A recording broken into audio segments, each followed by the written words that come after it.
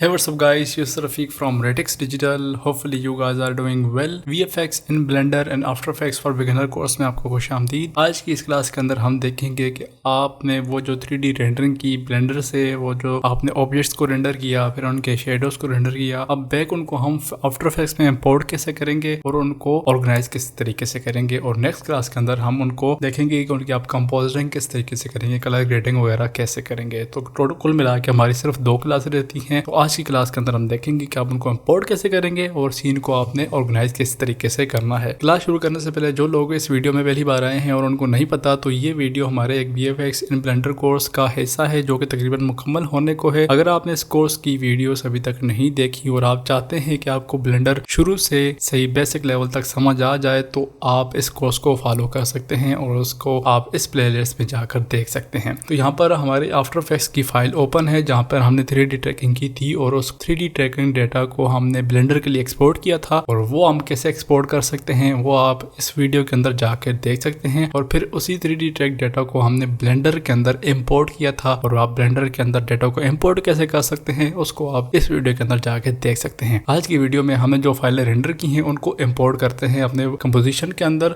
तो सबसे पहले मैं इंपोर्ट करूंगा, मेरे पास साइड विंडो में ओपन है तो मैं उनको ड्रैग करके लेकर आता हूँ यहाँ पे। तो आप देख सकते हैं ऑब्जेक्ट्स आ चुके हैं, लेकिन याद रहे कि हमारी जो वीडियो थी, अगर मैं यहाँ पर कंट्रोल के को प्रेस करूं तो आप देख सकते हैं फ्रेम रेट 59.94 है। आपने सबसे पहले क्या करना है कि इस लेयर को सिलेक्ट करके राइट क्लिक करना है और यहाँ से इंटरप्रीट फुटेज में जाना है, मैन के ऊपर क्लिक करेंगे और यहाँ पे जो फ्रेम रेट है इसको आपने 30 की बजाय 59.94 सेम एग्जैक्टली वैसा ही कर लेना जिस तरह आपकी फुटेज का है। इसको ओके करेंगे और आप देख सकते हैं इसका फ्रेम रेट चेंज हो चुका है। यहाँ पर हम एक नया फोल्डर बनाते हैं और उसको हम नाम देते हैं रेंडर्ड फाइल्स और इसको मैं ड्रैग करके यहाँ पे इस फोल्डर के अंदर लेके जाता हूँ। अब हम शेडोज को इंपोर्ट करते हैं, तो शेडोज को मैं ड्रैग करके यहाँ पर लेकर आता हूँ। इसका भी आप देख सकते हैं आफ्टर इफेक्ट्स में जब भी आप PNG सीक्वेंस को इंपोर्ट करेंगे वो 30 फ्रेम पर सेकेंड होगा। तो अगर आप हो सकता है कि ऐसे ही आप ड्रॉप करेंगे 30 फ्रेम सेकेंड की वीडियो जो आपने रेंडर की है, तो वो हो सकता है कि आपके ऑब्जेक्ट फ्लोट कर रहे हो, उसी वजह से है कि आपने उसका फ्रेम रेट मैच नहीं करवाया। तो मैं राइट क्लिक करके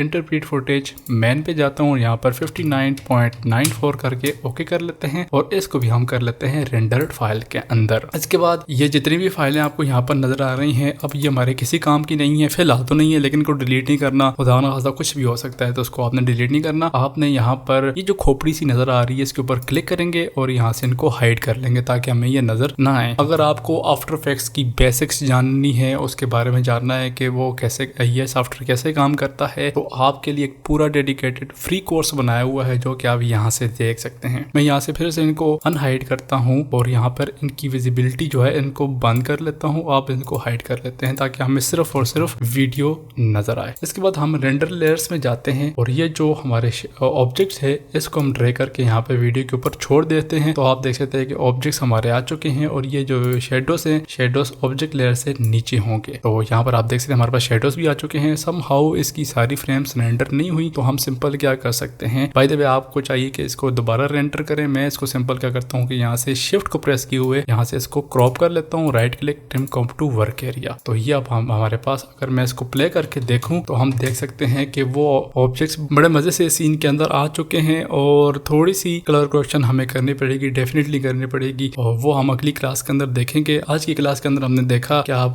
3D फाइल्स को इंपोर्ट किस तरह से करेंगे, उनका फ्रेम रेट कैसे चेंज करेंगे और उनकी अलाइनमेंट वगैरह जो कुछ भी आप कैसे करेंगे। अगली क्लास के अंदर हम इनकी कंपोजिटिंग करेंगे जो कि बहुत ही छोटी सी क्लास होगी। तो उम्मीद है आपको ये क्लास पसंद आई होगी। अगर पसंद आई है तो लाइक करें, अगर आपको कोई क्वेश्चन वगैरह है तो नीचे कमेंट सेक्शन में पूछ सकते हैं। और अगर आप इस चैनल के ऊपर नए हैं और आपने अभी तक सब्सक्राइब नहीं किया हो तो जरूर सब्सक्राइब कीजिएगा और हो सके तो दूसरों का शेयर भी कीजिएगा। मिलते हैं अगली क्लास में।